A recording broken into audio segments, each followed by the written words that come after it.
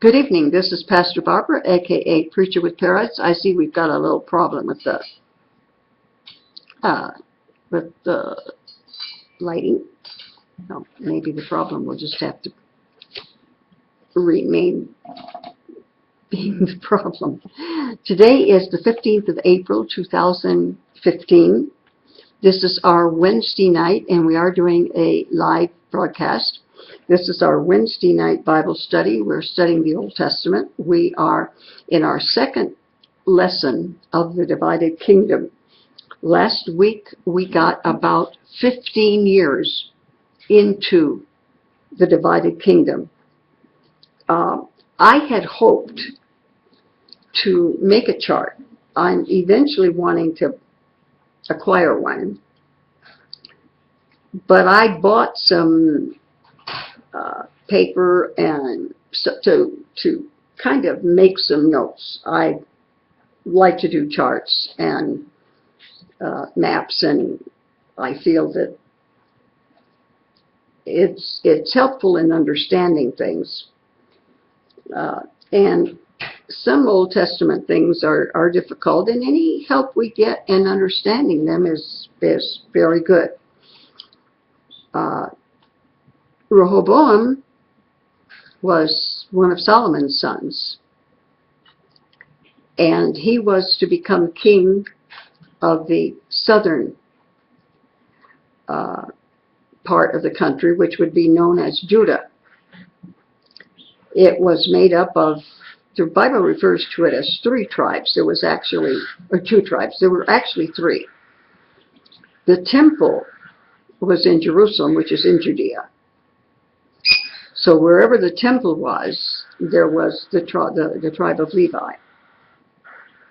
It was the Levites who did everything, all the work, whether it was of a religious nature or just a matter of cleaning or cooking or scrubbing or watching or expecting, observing. Everything that was done in the temple, from the priests on down to the doorkeepers, who were of the tribe of Levi. And then the tribe of Benjamin was kind of stuck in the middle of the tribe of Judah, and often it was kind of seen as swallowed up. But it's referred to as those two tribes. And then there were 10 tribes that made up the northern portion. Rehoboam would become the king of the southern portion, and Jeroboam, who had been Solomon's servant, would prophesy over him. And actually, he took a garment and divided it into 12 pieces. And he gave Jeroboam, King Solomon's servant, 10 of those 12 pieces, and said, "You will be king over the north." So naturally, he's not going to be around with Solomon's family, learning eventually about that and being unhappy. He takes off to Egypt, where he remains for a little while. So we are about 930 years before the birth of Christ. We have nothing actually happening as far as Scripture being written during the last 400 years. So as far as anything happening, we take 400 years away from 930, and we've got 530 years of things, of Scripture being written, 530 years of Scripture being written before the birth of Christ.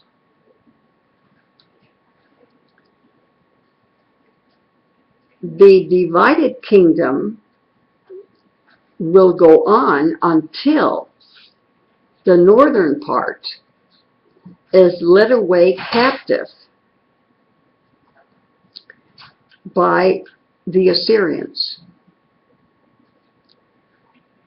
And then we don't have a divided kingdom. We have a kingdom really reduced in size, but we have only the southern kingdom.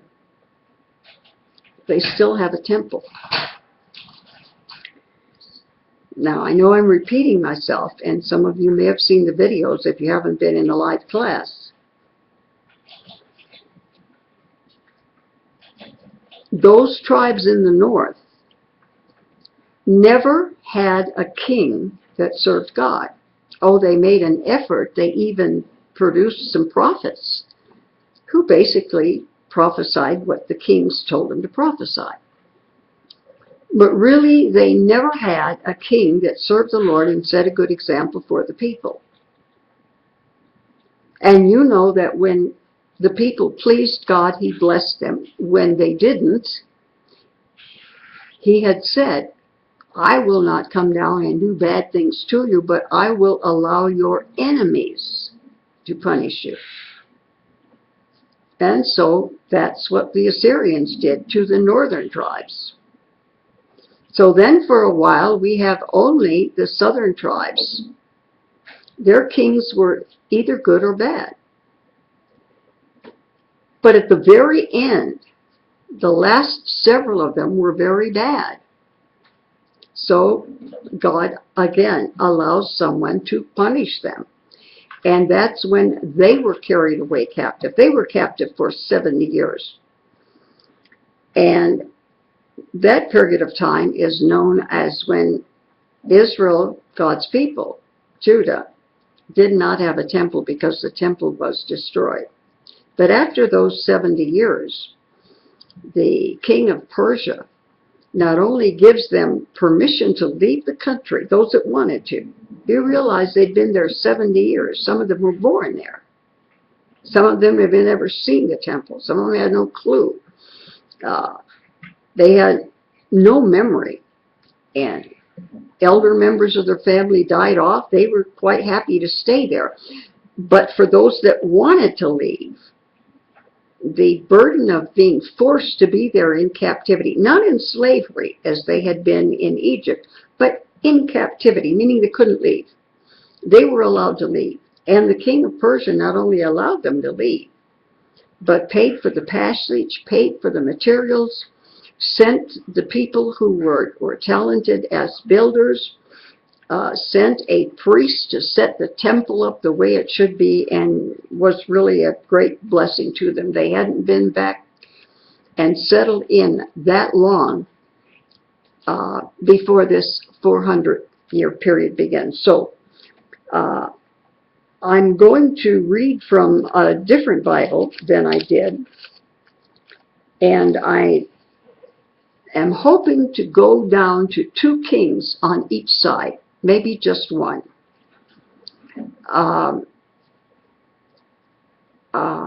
Jeroboam has a son who becomes his assistant or helper king, and then becomes king until he's assassinated, and then his assassin becomes king.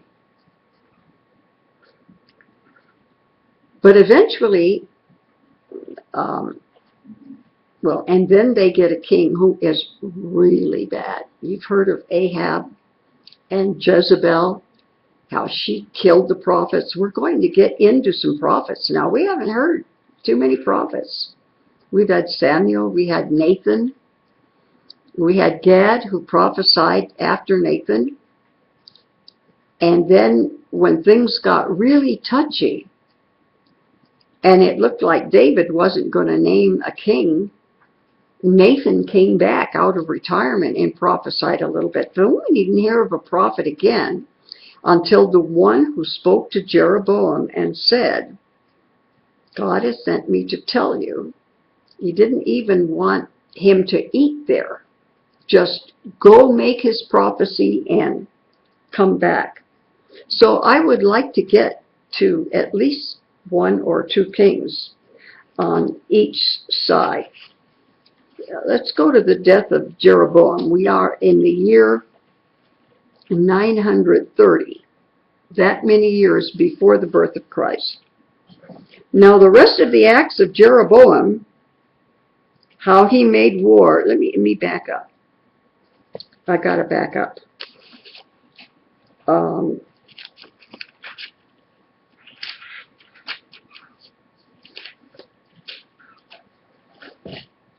We had mentioned before how he made gold calves, and they were worshipped. Now, I'm going to go to the 13th chapter of 1 Kings. And behold, a man of God went from Judah, that would be from the southern kingdom, by the word of the Lord, and Jeroboam stood in the altar to burn incense. We had this last week. And the man of God, a prophet, is talking to the altar, and he says, "Altar, altar, behold, a child, Josiah by name, shall be born to the house of David."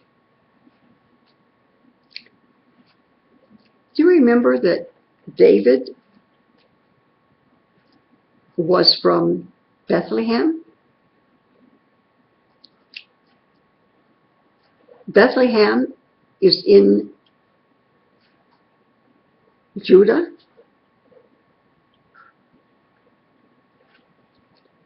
This would mean a child of Bethlehem,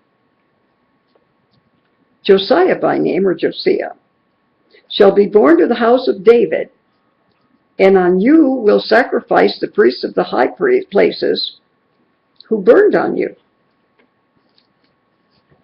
Need to back up. And he gave a sign the same day, saying, "This is the sign which the Lord has spoken. Surely the altar shall split apart, and the ashes shall be poured out." And remember that this altar split apart, and the ashes that were on the altar fell off. So it came to pass that when King Jeroboam, this is the king of the northern tribes, he heard the man of God say that, crying out against the altar. "Altar, you're going to crack up, you're going to break down, the ashes are going to fall out of you." And he says, "Arrest him." Then his hand, which he stretched out toward him, withered. It reminds me of when Miriam's hand, she had spoken against Moses. And God said, "Put your hand in your clothing, take it out, look." And her hand was withered. And then she did the same thing, and it was made whole. He stretched out his hand, and it was withered. And he couldn't pull it back. So the altar split apart, and the ashes poured out from the altar. And the king said, "Please entreat the favor of the Lord your God and pray for me that my hand will be restored. I don't want to go through life with my hand withered." So the man of God, this prophet, said the king's hand was restored to him. He entreated, or he prayed to God, and his hand was restored. Then the king said to the man of God, "Come home and refresh yourself, and I'll give you a reward." But the man said to the king, "If you were to give me half of your house," in other words, there's no amount of money, there's no favor, there's nothing you could do that could make me want to do what you're asking me to do. "Nor would I eat bread nor drink water in this place." Why wouldn't he want to eat or drink or go to the man's house?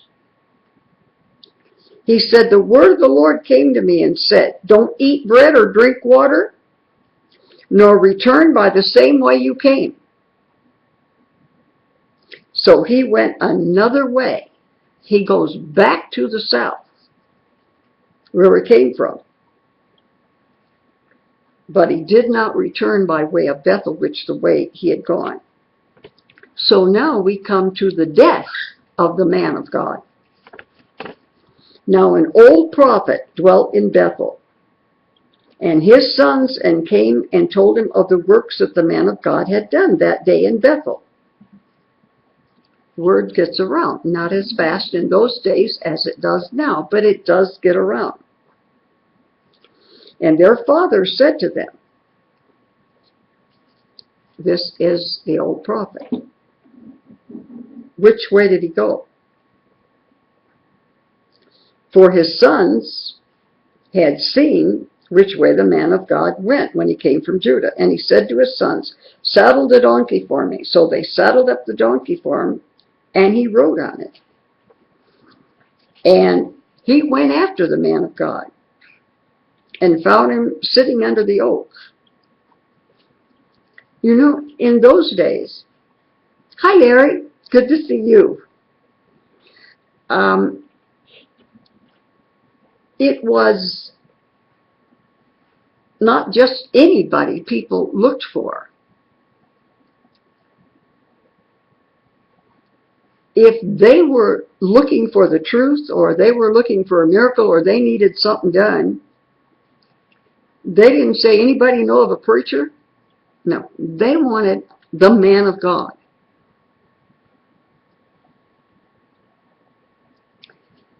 And they found him sitting under an oak, and he said, are you the man of God who came from Judah? And he said, I am. And he said, come home with me and eat bread. And he said, I cannot return with you, nor go with you.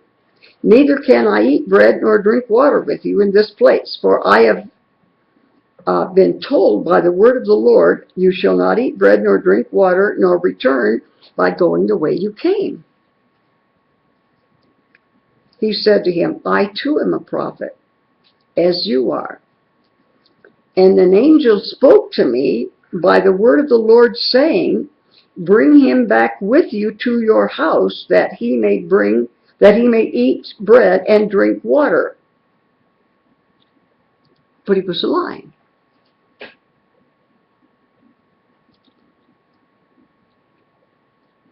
He wasn't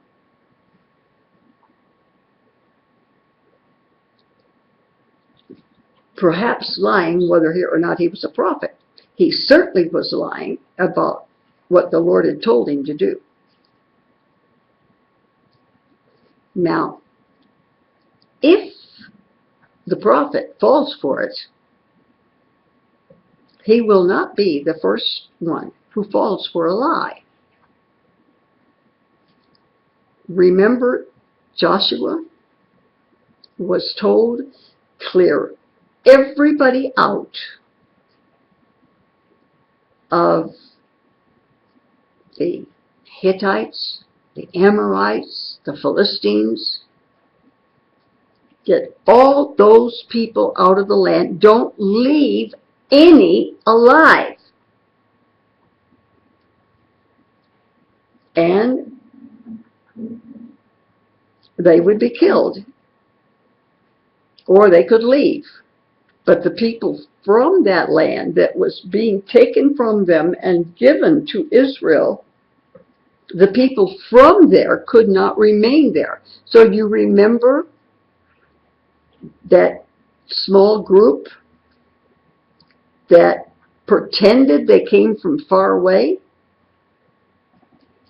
They said, oh, we're from far. Remember, they had old shoes, they had moldy bread, and they said, we're from far away. We want you to protect us. Make us a promise that you'll let us stay with you and protect us from the people here. And Joshua believed them. And he gave them his word.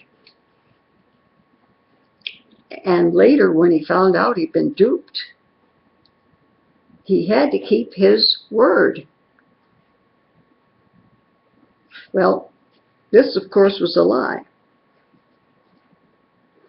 And he said, I cannot return with you, etc.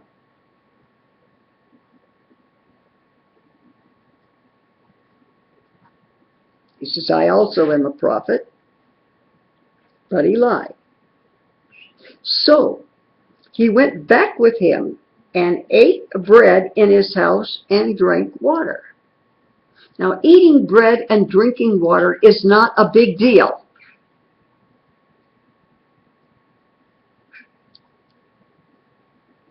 He wasn't breaking some religious law, no false prophets, no false gods, no other prophet's wife, no big sin. But it doesn't have to be a big sin to get you in trouble. It can be something very minor. God says, don't eat or drink water in this place, then you don't eat or drink water in that place. It doesn't have to be something really bad.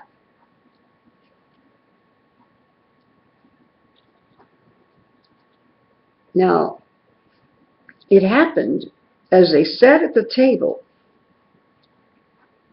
that the word of the Lord came to the prophet who had brought him back. And he cried out to the man of God who came from Judah, saying,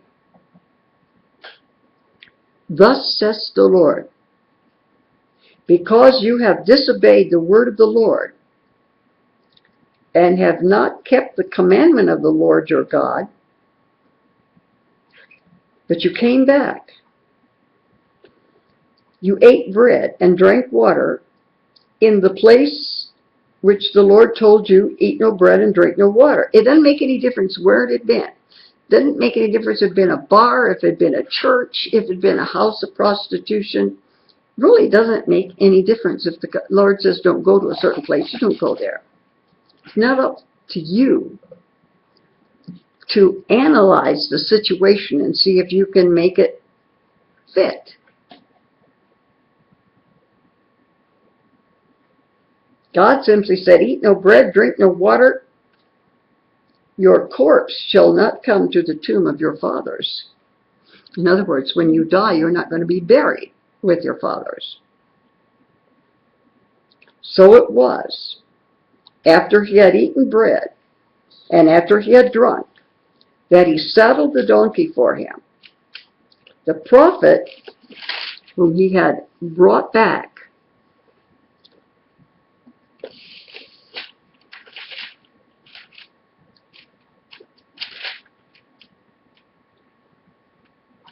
So it was, after he had eaten bread, and after he had drunk and saddled the donkey for him, the prophet whom he brought back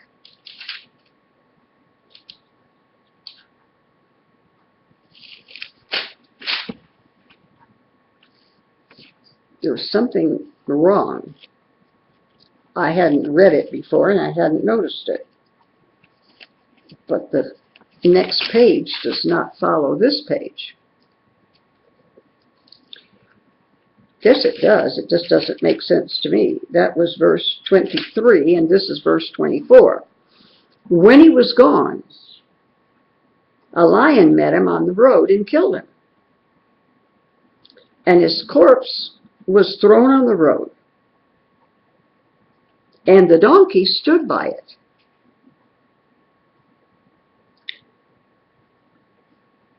The lion also stood by the corpse. That must have been something. And then men passed by and saw the corpse thrown on the road and the lion standing by the corpse. I mean, the lion didn't eat it.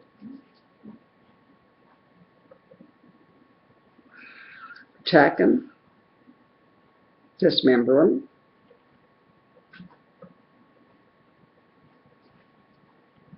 Now, when the prophet who had brought him back from the way heard it, he said, "It is the man of God who was disobedient to the word of the Lord. Therefore the Lord has delivered him to the lion, which has torn him and killed him, according to the word of the Lord, which he spoke to him."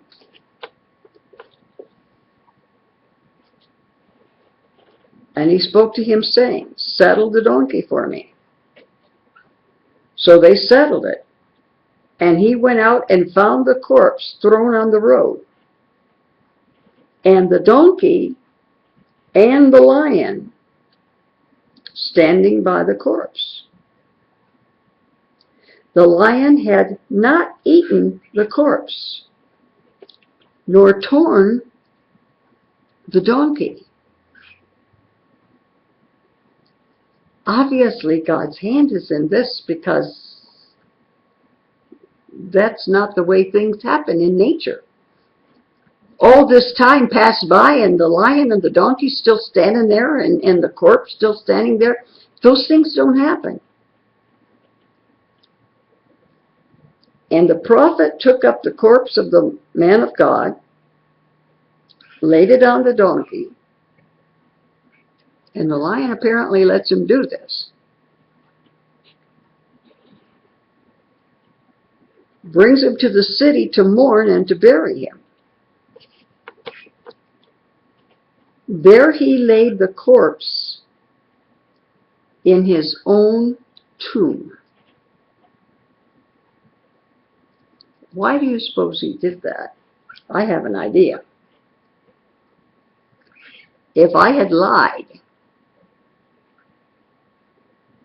now I'm wondering, because I have always said, and I don't know whether I'm now being shown up as being mistaken or not. I have always said a good prophet knows another prophet. When Judah, which of course there was no Israel by this time, when they were held captive in Babylon, Daniel had no idea how long they would be there. I think Daniel was about my age. He was a young teenager. He was at the age that he was ready to be trained to become one of the wise men. When they got there, he was around 14. If you add the 70 years that they were held captive, that would have made him 84, 83, 84, about that age. He had no clue how long they were going to be held captive.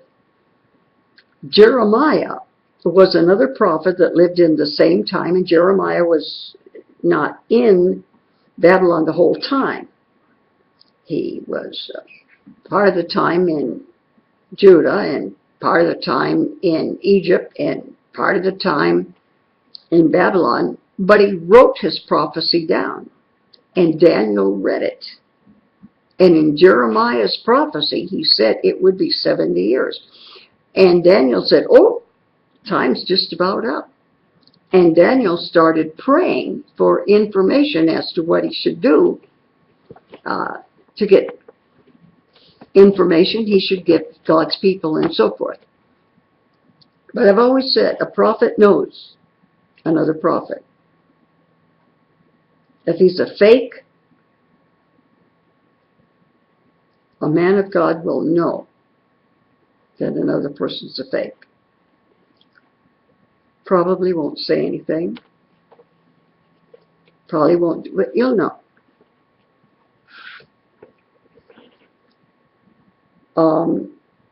I think he must have felt responsible. He's the one that said, "It's okay, you can eat with me because I'm a prophet too. And the Lord told me so." That was a lie. And I'm thinking that that's possibly why he buried him in his own place.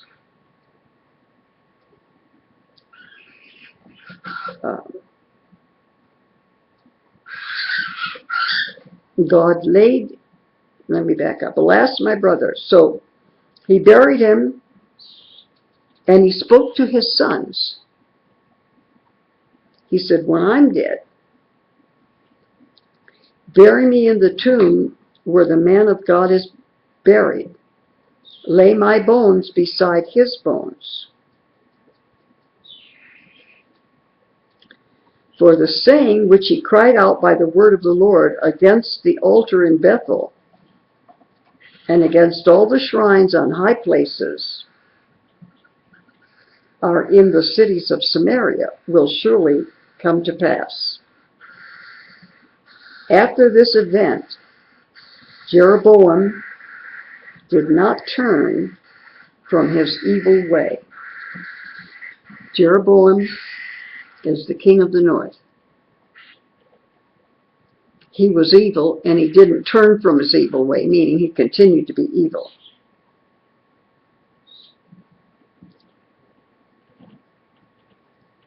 After this event, he continued his evil way. But again, he made priests from every class of people for the high places. Whoever wished, he consecrated them. Hey, you want to be a priest? Good. I've got a fake God and a fake altar up here. Put you in charge of that. And he became one of the priests of the high places. And this thing was the sin of the house of Jeroboam, so as to exterminate and destroy it. Destroy what? The house of Jeroboam. To destroy it from the face of the earth. There's one incident that this reminds me of. We haven't gotten to it yet, but we will. Within the next 2 weeks, we'll hear from Elijah the prophet. We have a lot going on. We have 10 tribes to the north that are all evil. They need a lot of prophets. They've got some in the south that are evil. So there are a lot of prophets going on. We haven't had a lot of prophets in the past. And after Babylon, we will not hear of that many prophets in the future. But during this particular time of the divided kingdom, we do hear of a lot of prophets, and all the stories and sermons that you've heard throughout your lifetime about prophets, you're going to hear them now. Hi, Monkey Man. Didn't see when you popped in. Glad to have you with us. For those that are watching the video, I also doing a live program on iVlog.tv. Sunday mornings, Sunday evenings, and Wednesday evening. One story about the prophets that this reminds me of, because he says bury him in his own tomb. Of course, Jesus was buried in the tomb of Joseph of Arimathea. But you remember the prophet Elijah?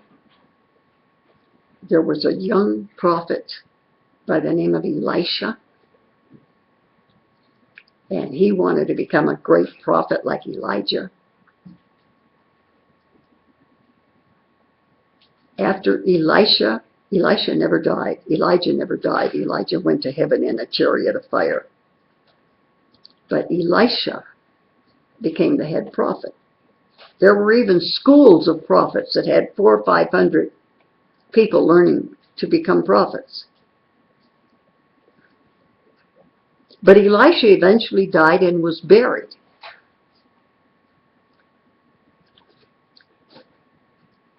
And years went by. And some people were coming down the road. And someone died. And they needed to bury him. You couldn't leave corpses around for sanitation reasons. Also reasons because dead individuals, like dead animals, draw other animals looking for food. And then you have flesh that rots and causes disease. So for health reasons, where embalming and things like that is not practiced, and where refrigeration is not possible, bodies must be buried almost as soon as they become dead bodies. And there are some people going down the road and they have need of burying a body. And they are really in a hurry. I don't want to get into the whole story, but they're in a hurry and they dig a hole. They dig a hole, and as soon as it's big enough to put a body in it, they drop their friend who has just died into the hole. And that happens to be the grave of Elisha, the prophet. And there's enough power in his dead bones that when the live man, or when the person who has just died, is buried into Elisha's tomb, and his bones hit Elisha's bones, because the bones are the last to go. The flesh goes, the muscles go, the hair goes before you even die. But the bones are the last to remain.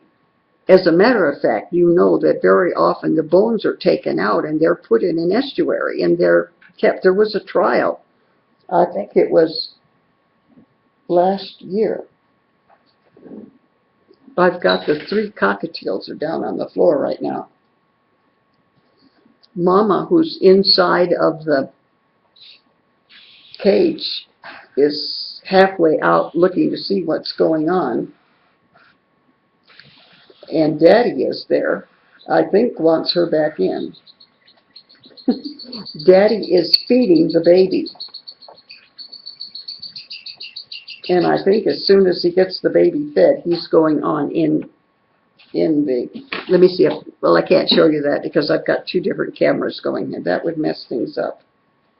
Those that are watching the video have no clue what's going on, because the class, I told them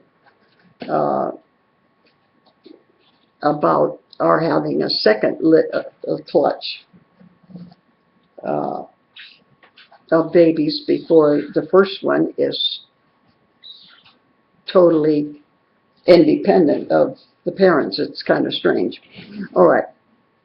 Anyway, I believe it was last year, maybe 2 years ago, there was a trial in Jerusalem over whether or not a particular, I believe it's estuary is the name of the box that these bones are buried in, and it's not a big box. Your leg bone is going to be the longest bone. And on the box it said, "This is the box of James, the brother of Christ." The trial that went on in Jerusalem, and it was found not to be true. The trial was not whether or not that was the body or bones of James. That would be the brother of Christ, would be the pastor of the Jerusalem church that was with Peter when Paul went to discuss doctrine with Peter, so that they would have the Jews and the Gentiles on the same road.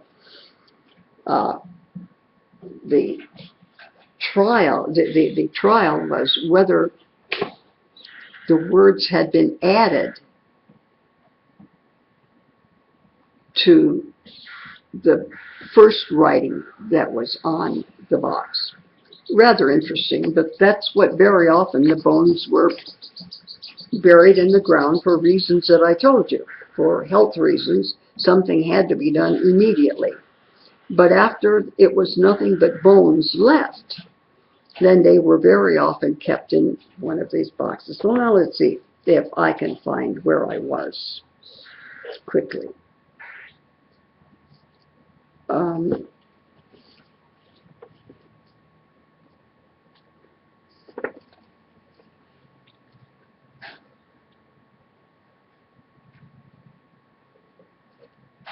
When I am dead, bury me in the tomb where the man of God is. Let my bones lie beside his bones. For the saying which he cried out by the word of the Lord against the altar in Bethel.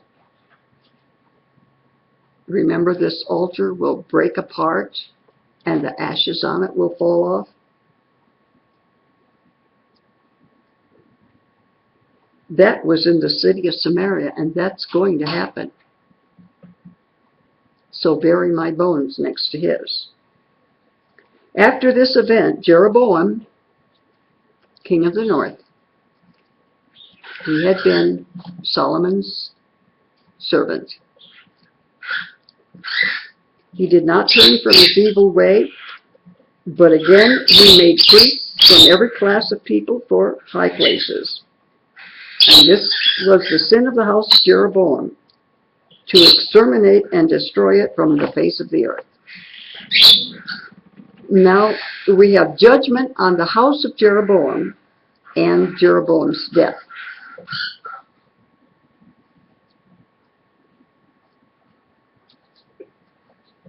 I don't believe this. The mother is now coming out of the nest box, and the baby, who is still a teenager, is wanting some attention. I just felt if I left them alone and let them handle things, I wish that I could put, if it was just the class, I would put the camera on them. This is really wild what's going on. All right. At the time, Abijah, the son of Jeroboam, became sick. Abijah, son of the king, becomes sick. Jeroboam said to his wife, "Please arise and disguise yourself, that they may not recognize you as the wife of Jeroboam, and go to Shiloh." Shiloh was where the tabernacle was.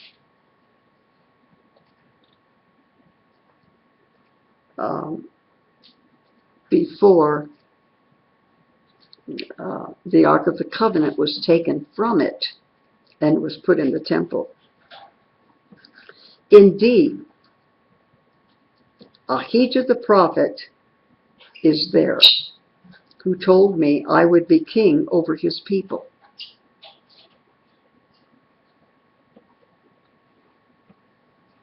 That one who met him tore a garment into 12, gave him 10 pieces of it. When ossuary, thank you. Yeah, estuary is a river-like thing, right? Now that I see it in writing, thank you for that. Now that I see the word estuary, and I realize it's a river-type thing, you're right.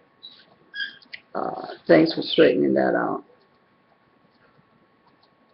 Now,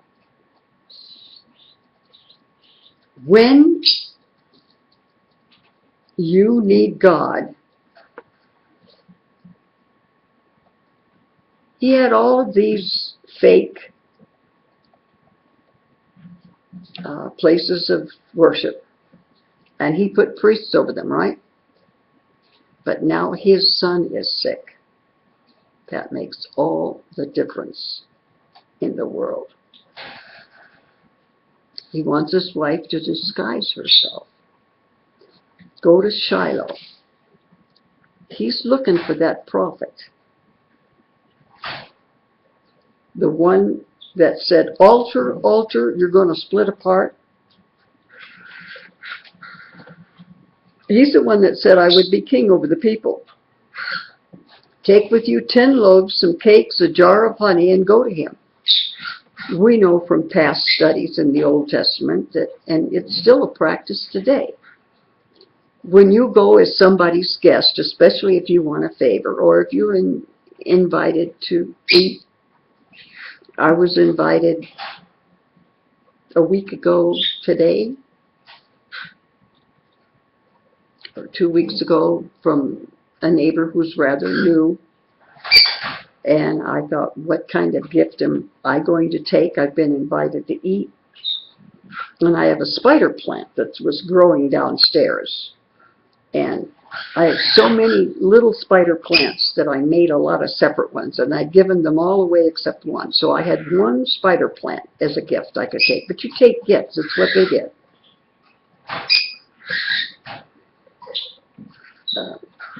He will tell you what will become of this child. When it's your kid, you want a real preacher. You don't want a fake priest. You want a man of God. Jeroboam's wife did so. She arose and she went to Shiloh, came to the house of Abijah. But Abijah could not see, for his eyes were glazed by reason of his age. The priest that Samuel went to assist when he was a little boy, Samuel's mother Hannah said, surely my son, my little child, could do something to assist an old priest. This priest was over 90 years old. He couldn't see, could barely walk. A lot of things that a child could do. And this is the shape that this priest is in also. But Abijah could not see him because his eyes were glazed over by age. Now the Lord said to Abijah, he can't see him, but the Lord told him, the wife of Jeroboam is coming to ask you something about her son, for he's sick. Thus and thus shall you say to her, for it shall be that when she comes in, she will pretend to be another woman. And so it was. When Abijah heard the sound of her footsteps, she came in through the door and said, come in, wife of Jeroboam. Here she comes, all ready to try to fool him. Come in, wife of Jeroboam. Why do you pretend to be another person? For I've been sent you with bad news. Go tell Jeroboam. Thus says the Lord of Israel, because I exalted you from among the people and made you ruler over my people Israel. They were still Israelites. They were still part of that promised land. And tore the kingdom away from the house of David and gave it to you. And yet you have not been as my servant David. David kept my commandments, and he followed me with all his heart, to do only what was right in my eyes. But you've done more evil than all who were before you. And you've gone and made for yourself other gods and molten images to provoke me to anger. God says to the king's wife, your husband made all these false gods and false places to worship them, and you've done it especially to anger God. And you cast me behind your back. The prophet is repeating what God has said to him. Therefore, behold, I will bring disaster on the house of Jeroboam, and I will cut off from Jeroboam every male in Israel, bond and free. I will take away the remnant of the house of Jeroboam as one takes away the refuge until it's all gone. You take out the garbage till there isn't any. The dogs shall eat whoever belongs to Jeroboam and dies in the city. And the birds of the air, I remember when we taught this maybe 5 years ago. This is our second trip through the Bible. And I remember this from before. That the dogs would eat those that died in the city. And the birds of the air would eat those that died in the field. For the Lord has spoken. Arise, therefore, go to your house. When your feet enter the city, the child shall die. She won't even get home. The minute she walks into the city, the child will die. So that by the time she gets to her house, her husband will be aware of the dead child. And all Israel shall mourn for him and bury him, for he's the only one of Jeroboam who shall come to the grave, because in him there is found something good toward the Lord God of Israel in the house of Jeroboam. He's the only one of Jeroboam's family, the males, who's going to be buried. Because what is being prophesied to him is that every one of your husband's male children, if they die in the city, the dogs are going to eat them. If they die in the country, the birds will pick all the flesh off of them. And this son is special. And because he is, he's going to be buried.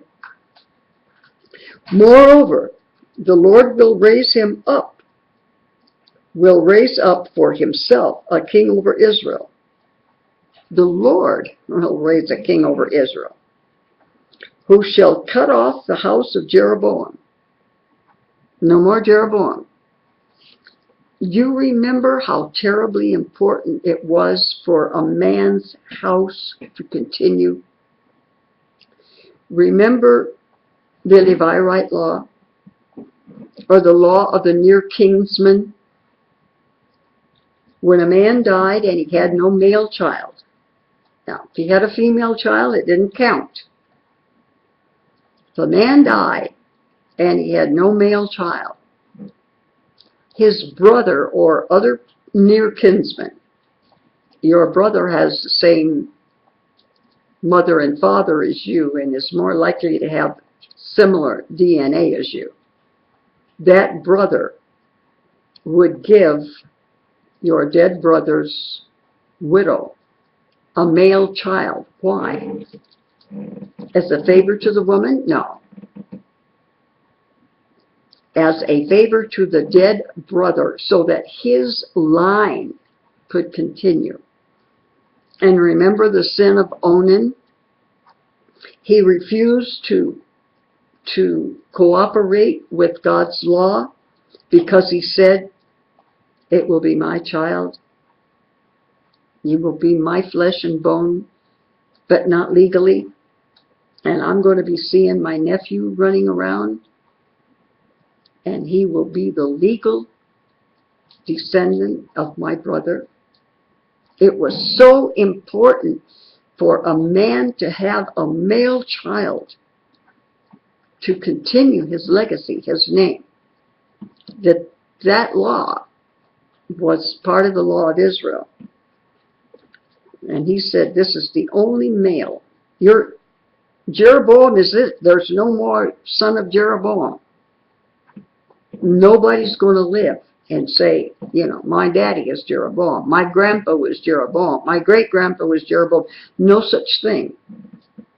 There will be none. There is only one, and he's going to be buried. And any others that are alive, if they die in the city, they'll be eaten by dogs. If they die in the country, they're going to be eaten by birds. Your name. You were king. That's it. You have no one to carry on for you. Well, Moreover, the Lord will raise up for himself a king over Israel, who shall cut off the house of Jeroboam. This is the day. What? Even now. For the Lord will strike Israel as a reed is shaken in the water. He will uproot Israel from this good land which he gave to their fathers, and will scatter them beyond the river. That's beyond the River Jordan. And the River Jordan is the geographical dividing line of the country. Depending on where in Israel they were, it would either be Moab or one of those other countries on the east of the Jordan River. Because they have made their wooden images, provoking the Lord in anger. And he shall give Israel up because of the sins of Jeroboam, who sinned and who made Israel sin. See, it was so important. Such a big difference that those northern tribes never had a king that served the Lord, because kings that served the Lord caused people to serve the Lord, and kings that didn't caused people not to. Now, in the southern couple of tribes, some of the kings were good, some of them were bad, some of them were half and half. Like Solomon, he started out good, but he didn't end up good. There was no good in the north. There was a little bit of good in the south until the very end, because of the sins of Jeroboam, who sinned and who made Israel sin. Then Jeroboam's wife arose and departed. How would you like to do that? Because your husband said, do that, and you go in there, and somebody says, wife of Jeroboam, sit down. Why were you about to tell me you were somebody else? It must be very scary. She arose, she departed, she came to Tirzah, but the child died. They buried him, and all Israel mourned for him, according to the word of the Lord, which he spoke through his servant, Abijah the prophet. That is the prophet who told him he would, at that time he was Solomon's servant. That's the prophet who told him. Now we have the death of Jeroboam. Now the rest of the acts of Jeroboam, he made war, how he reigned. Indeed, they're written in the book of the Chronicles of the Kings of Israel. The period that Jeroboam reigned was 22 years. So he rested with his fathers. And Nadab, I'm a little unsure. This particular Bible I'm reading from does not have the notes of pronunciation. And as you know, I preach more during my lifetime, not now, but during my lifetime I preached a lot more in Spanish than I have in English. Nadab is in Spanish, but I think it's Nadab in English. Then Nadab, the son, reigned in his place. Now, 22 years. I was going to have this all written on a chart by today. I didn't know that I was going to be having babies, eggs laid, and in different parts of the house, and all these extra appointments and places I had to go, and I didn't get it done. I hope to have it done by next time, because I like these charts. They help me teach, and I think they help people understand. Let me read. We have now gone through 22 years in the northern one. Now let's go to the south. Chapter 14, verse 21. And Rehoboam, the son of Solomon, reigned in Judah Rehoboam was 41 years old when he became king. He reigned 17 years in Jerusalem, the city which the Lord had chosen out of all the tribes of Israel to put his name there. His mother's name was Naamah. His mother's name was Naamah, and Ammonitise. Now, Judah did evil in the sight of the Lord, the people. They provoked him to jealousy with their sins, which they committed, more than all their fathers had done. Well, their fathers had been Solomon, David. For they also built for themselves high places, sacred pillars, and wooden images on every hill and under every green tree. They also perverted persons in the land. They did according to all the abominations of the nations which the Lord had cast out before the children of Israel. That's why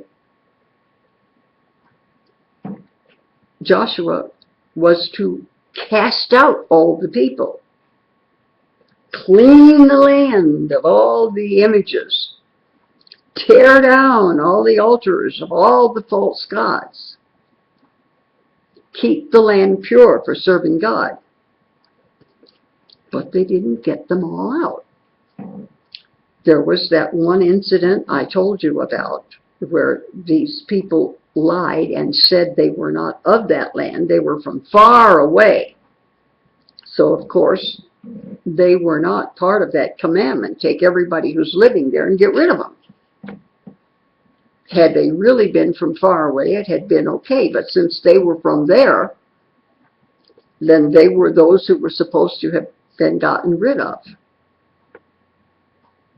That's the purpose of getting people out of, not to kill people, not to be mean.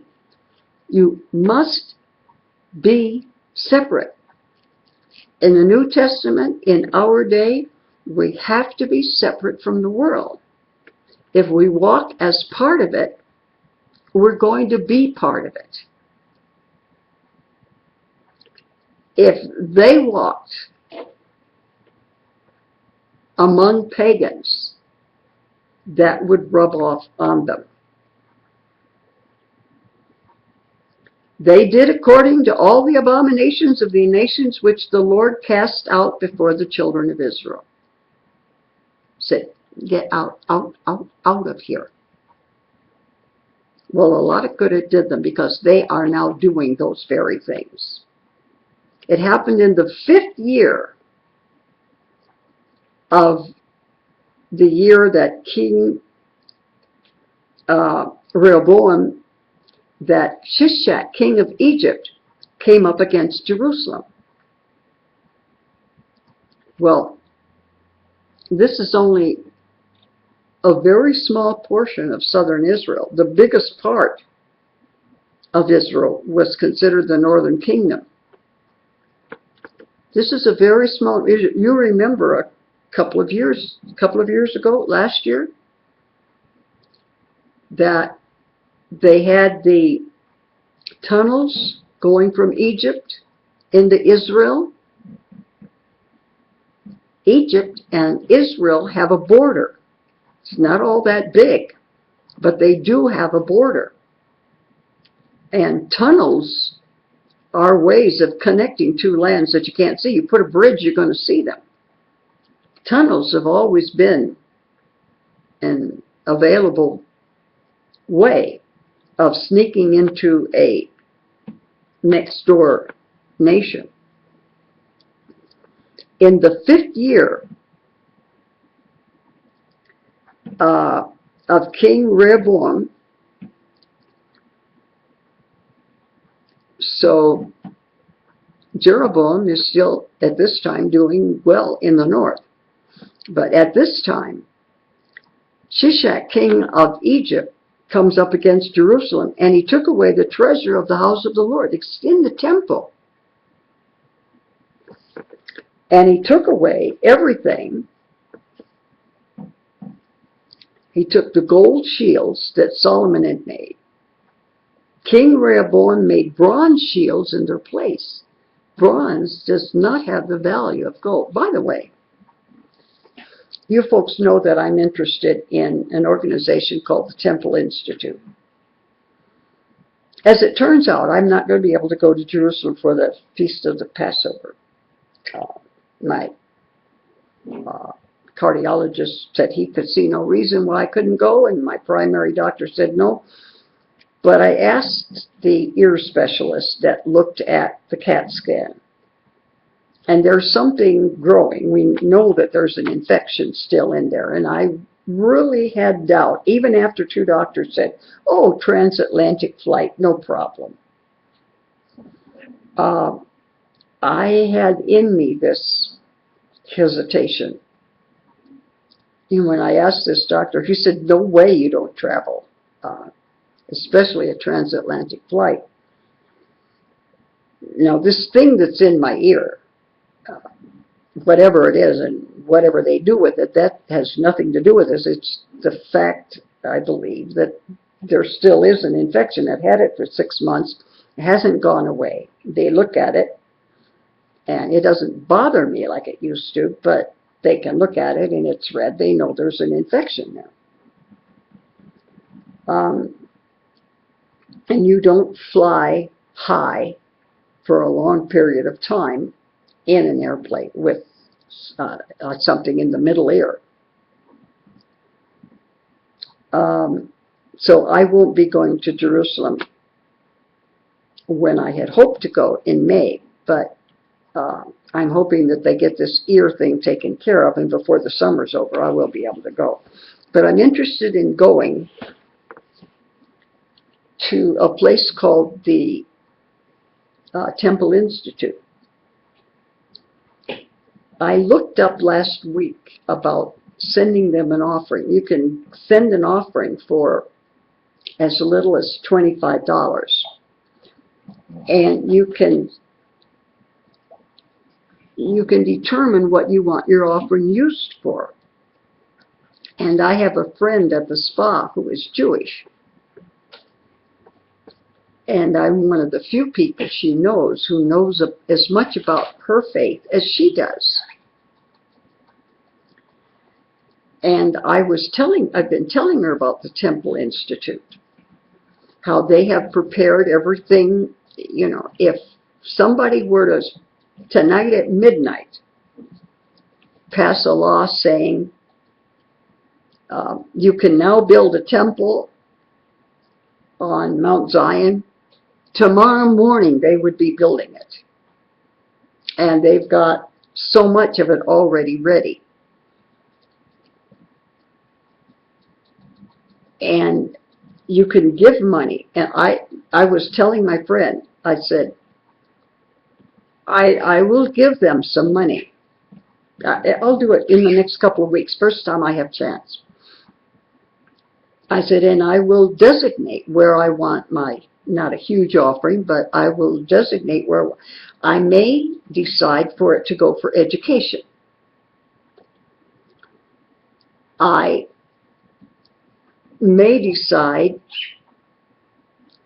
that I want it to go, I think they've got all the priest's garments and everything they need, but if they have utensils and more things they have to make, I would give for that. There is an option of giving gold or silver, and they will melt it down. And I was telling my friend at the spa, I will not that I have gold or silver. I have, you know, real expensive, inexpensive, what do they call it, junk, fashion jewelry or something. But I don't have anything. You'd melt down anything I've got. It would just mess up the pot you melted it in. But I said, I will not, if I had gold or silver, I would not give gold or silver, because I said, you don't believe this yet, but I said, the Antichrist is coming and going to take over the temple in 3.5 years, and I don't want my gold or silver in his hands. And of course, that's the part where we break off, where we agree on everything Old Testament. But this is what Rehoboam, what happened when Rehoboam was king. The king of Egypt went up and took out gold out of the temple and replaced it with bronze. And whenever the king entered the house of the Lord, the guards carried them and brought them back to the guard room. Now the rest of the acts of Rehoboam and all that he did, are they not written in the book of the Chronicles of the Kings of Judah? And there was war between Rehoboam and Jeroboam all their days. They didn't get along for the rest of that time. So Rehoboam, now we got Jeroboam buried, right? Now Rehoboam rested with his fathers and was buried with his fathers in the city of David, that's Jerusalem.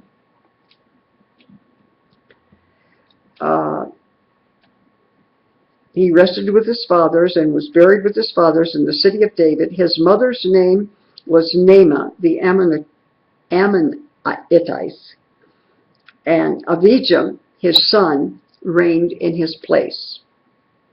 So now we are down to the second king. I had hoped to get 3 by today, but I got started a little late and got carried away with the birds and all of that.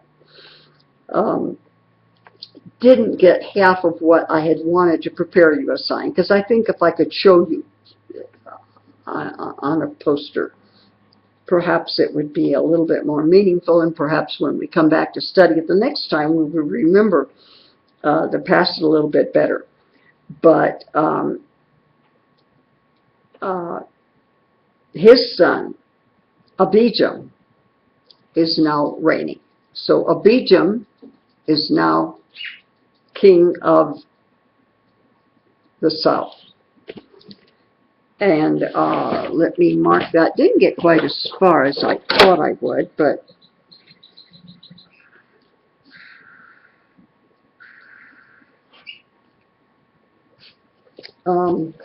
we made some progress. Did I say Gaza, not Egypt?